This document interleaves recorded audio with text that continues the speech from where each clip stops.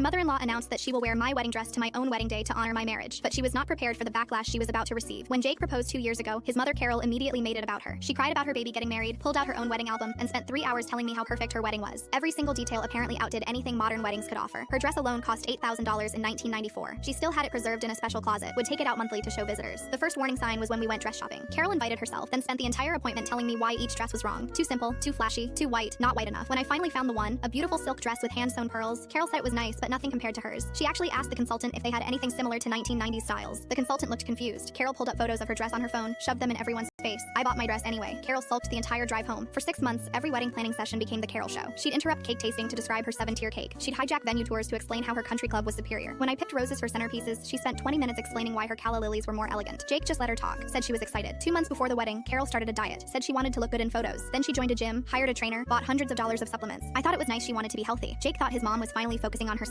instead of our wedding. We were both idiots. 3 weeks before the wedding, Carol asked to see my dress again, said she wanted to picture the whole event. I was at work, told her she could go to my apartment since she had a spare key for emergencies. She stayed there for 4 hours. My neighbor texted asking if everything was okay. When I got home, my dress was on my bed, not in its bag. Carol had tried it on. There were deodorant marks on the inside, her makeup on the neckline. She'd taken selfies in my mirror, left them up on her phone when she forgot to close the camera app later at dinner. I was furious. Jake confronted her. She cried, said she just wanted to remember what it felt like to be a bride. He fell for it. The day before the wedding, at the rehearsal dinner, Carol stood up for a speech. She talked about her own wedding again, how magical it was, how she wished she could relive it. Then she said something that made everyone freeze. She announced that since her original dress no longer fit, and since she'd been working so hard to get in shape, she'd be honoring both marriages by wearing my dress to the ceremony. She'd already arranged it with the church. She'd stand next to the priest as a symbol of marriage continuity or some insane logic. The room went silent. My dad's face turned red. My mom gripped her fork so tight it bent. Jake's father looked at his wife like she'd grown 3 heads. Carol kept talking, explaining how beautiful it would be. 2 generations of brides united. She'd already told her friends, posted about it in her book club Facebook group. 200 women were apparently supporting this beautiful gesture. I stood up and said no, one word. Carol acted shocked, said I was being selfish, that dresses were meant to be worn, that it would still be mine after. Jake finally found his spine and told his mother she was insane. She started sobbing about how nobody appreciated her sacrifices, how she'd given up everything for her family, how one day of feeling special wasn't too much to ask. Jake's father, quiet Robert, who never said much, stood up and told Carol to shut up. Actually said those words, said she was embarrassing herself and ruining their son's wedding. Carol ran out crying. The wedding day arrived. I had my cousin guard my dress, literally stand outside the room where I was getting ready. Carol showed up in a white ball gown. Full story on channel, link below.